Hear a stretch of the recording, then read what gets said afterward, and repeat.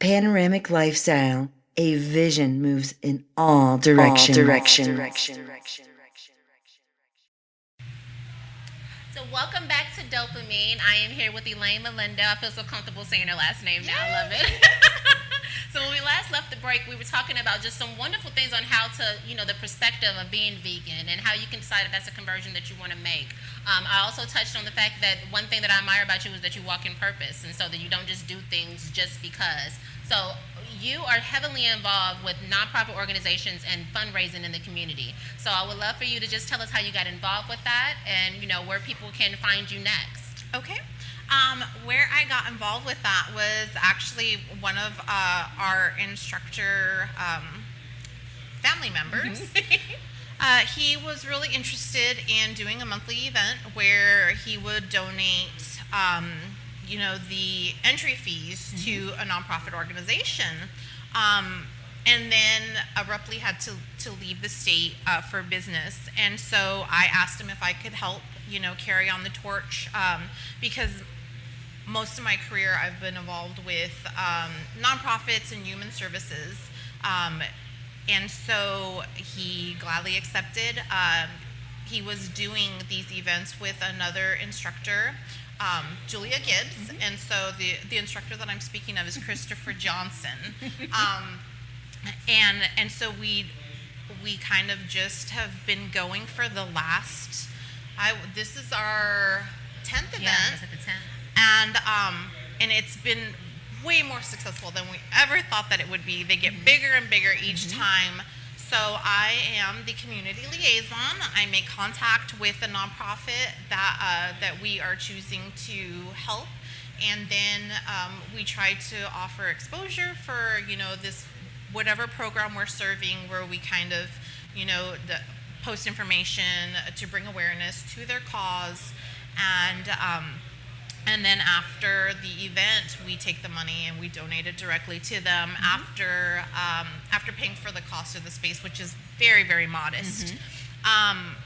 So the one thing that I really enjoy, I think, about these events is to get a little, I guess metaphysical, for lack of a better word, is I think it's really important to not only donate your money, but donating your energy means a lot. When you get 50, 75 people, sometimes like with Unity Fest, 300, into a building, all thinking about the same cause, the same purpose, the energy that is created there can be really cosmic. It's a cumulative consciousness, and so hopefully I like to think from that kind of metaphysical places that we're projecting good vibes to this cause, so we can give our money and we can give hope to whatever it is they're trying to do. We've served all sorts of programs. We've done a teen homeless program. We've done we had a family of a fellow instructor in Yuma who was battling colon cancer, and so we helped them out, and at the same time hopefully brought some awareness about colon cancer, because a lot of people don't expect a 30-something-year-old woman to be just rocked like that. Unfortunately, she did pass away, but it was, I think, a really good show of support from Arizona and from the whole country. Yeah, because it went widespread. Yeah. And that wasn't anything we had to do with. That was just our one little part. And they were doing things all over the country to kind of support Edna. We've also helped a homeless preschool before. We are currently going to be working with a domestic violence shelter. We've had so many, I can't even remember all of them now, but that's good. Yeah. Yeah, I wish I could remember more, but it blows my mind talking to you about how many of these programs that we've served. And so our next one coming up in November is going to be lupus, because one of our master educator, Leanna Knight, her dad actually, suffers from lupus. So our intent is to just keep going as long as we can. And I've also partnered with an instructor in the East Valley, Isabel Diaz, or at least that's her screen name, is an instructor that I'm working with to put on our first ever breast cancer awareness event. Yes. We call it Pop It for Pink. We I came saw up that. with I it love last it. night. So excited. And then this event is extra special to us because it's our first one. We plan on doing it every year for as long as we can. But we also, I don't know, sometimes formats can be a little elitist, you know, and they can get cliquey, and we're really trying to combat that by inviting as many formats as we can think of. Right now we have Zumba, Commit, and Mixed Fit, but if anybody else wanted to, like, you know, call up and say like, hey, I'm a pound instructor, let me do this, we would love to have you. That's what I was going to ask you. Are the organizations able to reach out to you if they wanted to, you know, be the beneficiary, I guess, of that fundraiser? Can they reach out and say, can you do this for us? Actually, for it's the one that I do with Christopher and Julia. It's called Mixed Fit Dance Party Fundraisers. And you can, you know, if you're interested in us helping, you know, right now we can't guarantee the amount of money that we're able to generate, but we can definitely guarantee exposure. Exactly. And so, give us a call, reach out. It's a good time. We'd be happy. Yeah. It's such a good time. Seriously. Yes. Like, people, I think some people get a little bit intimidated with it. Whenever you hear dance fitness, they think that you have to be the best dancer.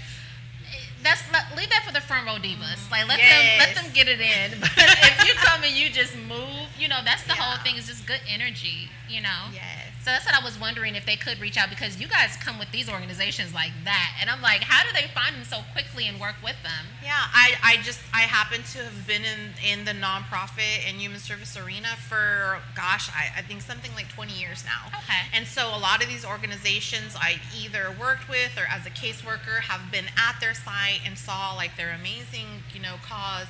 And then, you know, just if it's a family that we hear about and it touches our heart, then we do it. So that's really how we come up with them. So. Well, I know when I spoke to you, it was a while ago, and you said that you wanted to be, or you didn't consider yourself a leader in the fitness community, and now I hope that perception has completely changed, seriously, because you are doing it big. Like, I think that you're making such a huge difference, where individuals know they can have a good time and they look forward to it. I'm sure you have instructors all over reaching out to you so they can go ahead and participate. We do, and that's amazing. Yeah. It's a way to, basically, I know the first thing, you know, is that when you get licensed in a format, you don't know how to get yourself out there, and I think that's another way that you guys benefit people, is that it's a way for you to get those jitters out, because it can be a little nerve-wracking. Originally, that was the point of it, was to raise money for an organization, and then also allow new instructors to come and showcase their abilities. Right now it's mixed fit, and so